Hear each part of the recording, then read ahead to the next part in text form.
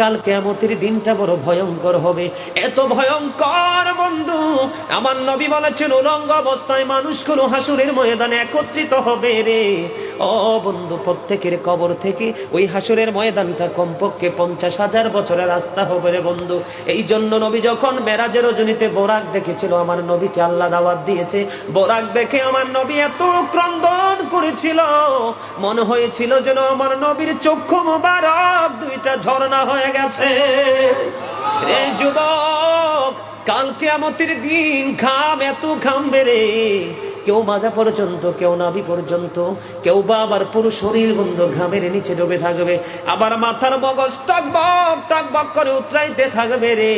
আল্লাহ বলেছেন লা ইয়ামুতু, people will not die that day, সেদিন মানুষ আর মরতে পারবে না।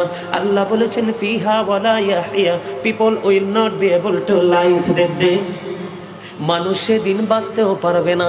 আমার আল্লাহ বলেছেন অমাহুম আনহা বিগাইবিন, people will not be able to escape that day, সেদিন মানুষ সেখান থেকে পালিয়ে যেতেও পারবো না রে। দুর্গাপুরের যুবক, হাদিস শরীফের মধ্যে এসেছে কাল কিয়ামতের দিন আল্লাহর আরশের ছায়া ছাড়া কোনো ছায়া থাকবে না। ওই কাল কিয়ামতের দিন এই দুর্গাপুরের যুবকগুলো চাইয়া দেখেন চাতক পাখির মতো বসে আছে। আমার কাছে এত সুন্দর লাগে রে যুবক, আমার হৃদয়টা ঠান্ডা হয়ে গেছে, কলিজা ছুঁয়ে গেছে তোমাদের উপস্থিতি এবং মনোযোগ।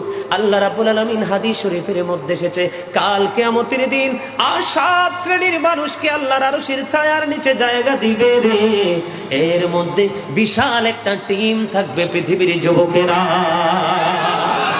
জোরে জোরে সুবহানাল্লাহ। কেন গো ও বন্ধু, আল্লাহ সূরা ইনফিতরের মধ্যে কিয়ামতের সিম্পটমটা জানিয়ে দিয়েছেন। ইদাস সামাউ ফাতরাত ওয়া ইদাল কাওয়াকিবু ইনতাসারাত ওয়া ইদাল বিহারু ফুজ্জিরাত ওয়া ইদাল কুবুরু বু'সিরাত আলিমাত নাফসুম মা কদ্দামাত ওয়া আখারাত। জোরে জোরে বলুন আল্লাহু আকবার।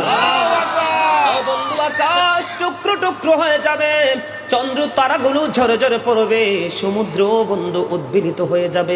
সবচেয়ে বড় ভয়ঙ্কর খবর রে, আল্লাহ বলেছেন ওয়াইদাল কুবুরু বু'সিরাত আলিমাত নাফসুম মা কদ্দামাত ওয়া আখারাত।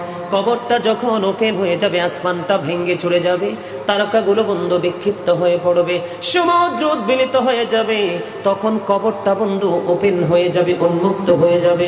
সবচেয়ে বড় খবর আলিমাত নাফসুম মা কদ্দামাত ওয়া আখারাত, প্রত্যেকেই জানবে কে কি করেছে আর কি করেনি। জোরে জোরে আল্লাহু আকবার।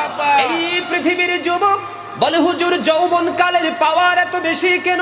জিবরাইল আলাইহিস সালাম বলেছেন বৃষ্টির ফোঁটা পৃথিবীর বুকে যা আসে আমি জিবরাইলের পক্ষে গণনা করা সম্ভব হয়, কিন্তু যৌবন কালে যখন কোনো যুবক যুবতী আল্লাহর গোলামি করে, কারণ ওই সময়টা তাদের নাচের সময়, গানের সময়, রং তামাশার সময়, এই সময় যদি কেউ রে যুবক আল্লাহর পাগল হয়ে যায় রে, যৌবন কোলে গানের আসরে না যে আল্লাহর গোলামিতে ব্যস্ত থাকে, তওবা করে কেঁদে কেঁদে আল্লাহর কাছে বন্ধু পরকালের পুরস্কার কামনা করে, ওই যুবকগুলোকে আল্লাহ রাব্বুল আলামিন আল্লাহর আরশের ছায়ার নিচে জায়গা দিয়ে দিবে। জোরে জোরে সুবহানাল্লাহ।